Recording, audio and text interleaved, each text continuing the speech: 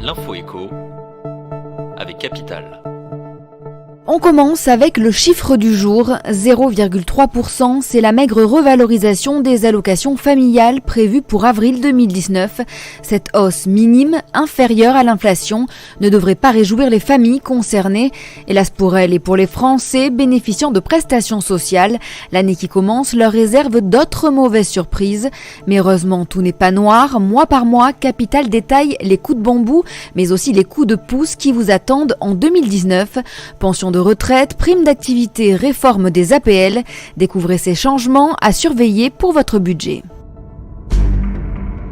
On passe à l'info pratique Capital, heures supplémentaires défiscalisées, prélèvement à la source, assurance chômage. Pour les salariés aussi, 2019 s'annonce riche en nouveautés. Pour y voir plus clair, nous vous proposons un récapitulatif des principaux changements en termes d'emploi pour cette année 2019. Plusieurs mesures visent par exemple les salariés modestes, comme la hausse du SMIC et la revalorisation de la prime d'activité. Certaines nouvelles sont en revanche moins favorables à votre porte-monnaie.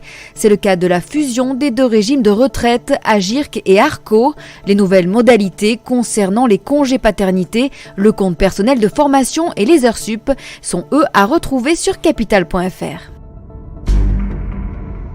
Le coup de gueule du jour, on le doit à certains abonnés à l'offre mobile de Free.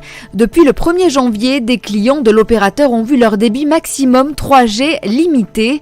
Ces derniers étaient jusqu'ici habitués à un débit descendant de 1 mégabits par seconde. Or, depuis le début de l'année, certains utilisateurs de Free Mobile doivent s'accommoder d'un débit maximum de 768 kilobits par seconde en descendant et 384 kilobits en montant, de quoi rallonger la durée de téléchargement ou même l'envoi de données.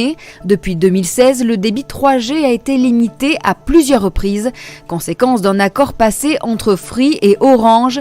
L'ex-France Télécom prend en effet la relève dans les zones non couvertes par Free. Ce dernier se veut rassurant et rappelle que son réseau 3G couvre 96% de la population française. On termine enfin avec Yuka. 6,5 millions de Français utilisent cette application permettant de repérer les bons et les mauvais produits dans les rayons des supermarchés. Mais ce service est-il vraiment fiable ?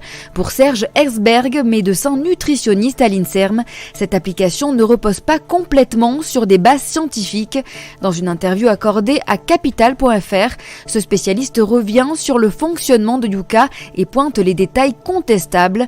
Il présente également d'autres alternatives pour vous repérer dans le flot d'informations des étiquettes des produits du commerce. Une interview à retrouver en vidéo sur notre site. C'était l'info éco avec Capital.